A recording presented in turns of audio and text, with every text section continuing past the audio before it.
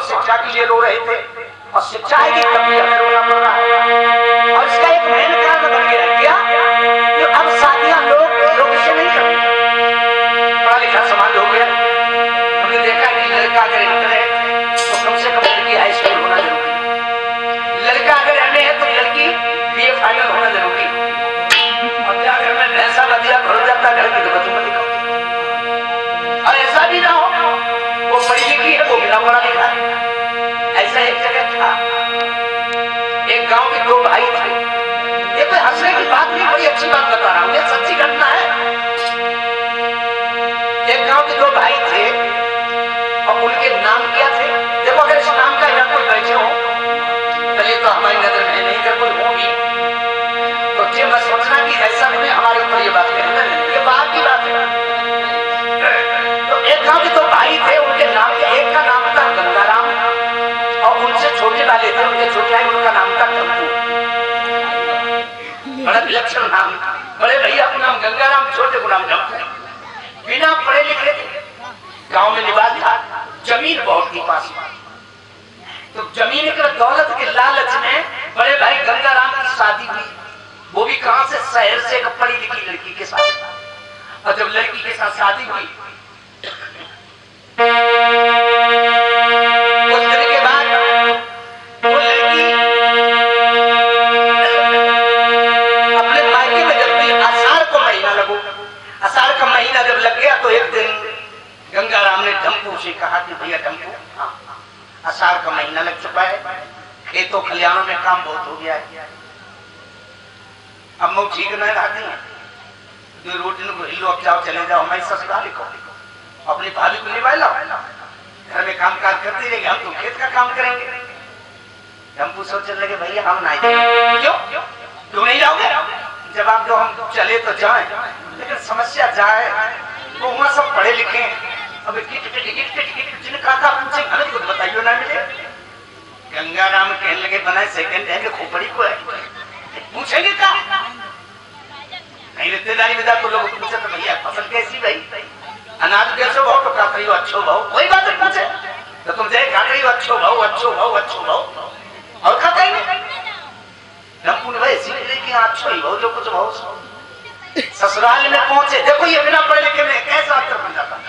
अब वे ससुराल में पहुंचे, शाम को उनकी सास आई, लंबू घूंघट उतारे और ऐसा दुर्भाग्य उनको सालों चलो को 8 दिन हुए को पता ही नहीं चला। सास की एक भैंसिया बहू मर गई। अब सास वहीं बोली लला तुम आओ सालों चलो गो 8 दिन हुए को पता ही नहीं चला। टम्पू कहने लगे अच्छो भाऊ, सासु कहने लगी तो लगता तो हमारे दुख में ऐसे करते। जब अब लला एक भैंसिया आती है हमारी तुम्हें शुरू बाजू मरी आई, टम्पू कहने लगे अच्छो भाव। सासु सोचने लगी दुख में तो दुनिया दुख मनाते थे तो हंस खाता अच्छो भाव, तो सवेरे को बताई गई।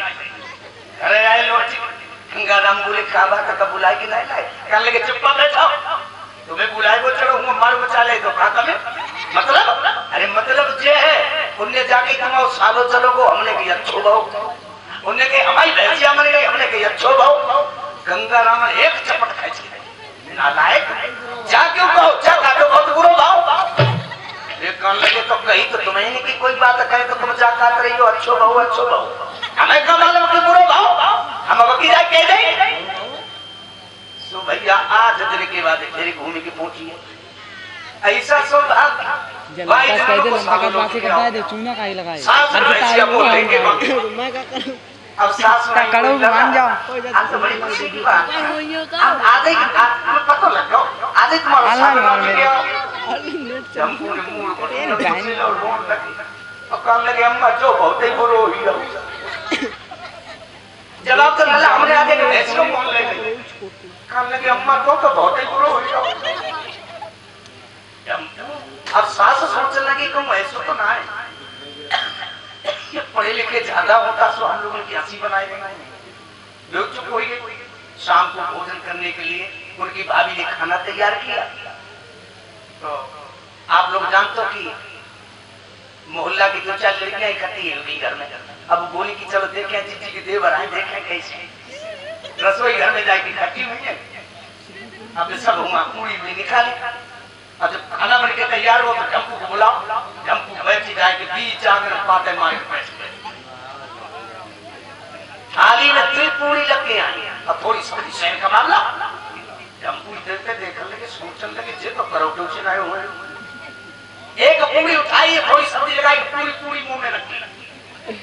भाभी की नजर पड़ गई, आज जो लगातार दो पूरी कोई कई दाम खाई थी। हमारी सब्जियां देख ली, हमारी बड़ी हंसी बनाई। उन्होंने कचरी उठाई, कढ़ैया में छत से मारी। छत अंदर देखने लगी और जब अंदर को देखने लगे तो लगी भाभी ने रसोई घर से 2 उंगलियां उठाई और इशारा करो ऐसे करके, अरे एक पूरी 2 तो कौरे बनाए। हम पूरी जब 2 उंगली देखी तो मन में सोचने लगे भाभी क्या कह रही है, कमी कोई बात है ना, एक ना 2 ही खाओ। 2 खाए और खाने लगे। भाभी की बेल नजर पड़ी, सोचने लगे भाई अब क्या करना। अब उन्हें कढ़ैया मारी कंचली, फिर देखने लगे तो उन्हें ऐसे करके मारते से हाथ ठोको कि तुम हमारी किस्मत में धरे ना। हमको सोचने लगे भाभी सारा कर रही है कि यहाँ की परंपरा है, खाना जब खाओ जाए तो पहले माथे से लगाओ ताकि बाद में मुंह में डालो। माथे से लगाओ खाई ले। भाभियों के दिमाग में बात आई, अरे ये ज्यादा पढ़े लिखे हैं इसलिए हम लोग उनकी हंसी बनाए रहे। चुप हो गई बेचारी। सुबह को विदा हुई, घर आई।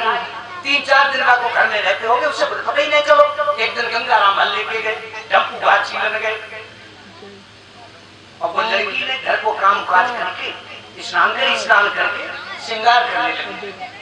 अब देखी बेटी बड़ी शीशी हरे हरे तेल की आती है, अब बड़ी खुशबू आओ करके तो भी जारी करो क्या तो बम्बीले कौबार लागी भैया तो कोई तेल डाल सर में। झम्पू भात छीन के आई। उन्होंने जब खुशबू देखी सोचने लगे भाभी आज कौन सी कीमती चीजें खाई रही जब भाभी के आंखों फैलाई दो। भाभी ने सोचा कि अपने सर में डाले। उन्होंने उठाई शीशी, हाथ में तेल रख दिया। झम्पू ने पहले सूंघो पर चट चाटी। भाभी ने खींच के तमाचा डाल दिया।